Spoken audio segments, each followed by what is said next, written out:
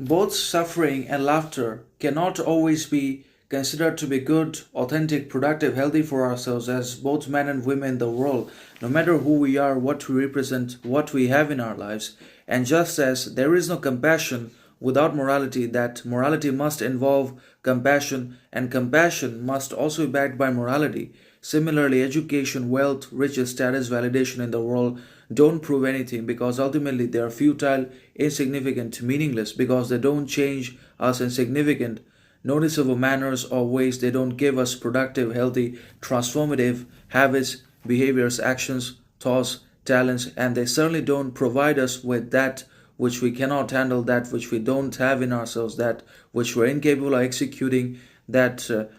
which we cannot give ourselves. So, what we don't have can neither be replenished nor provided to us by the kind of possessions, wealth, riches we come into contact with, or by the kind of acquisition of higher education or greater degrees that we always aim for or attempt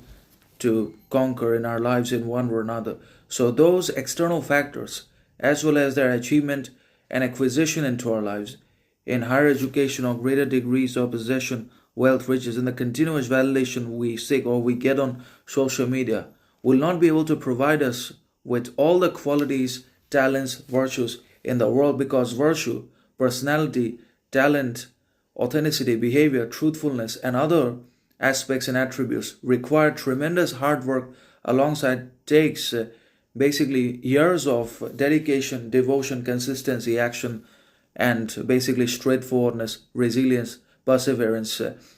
And they require tremendous thinking, independent behavior, sovereign action. But most people are incapable of thinking. They have lost all critical thinking faculties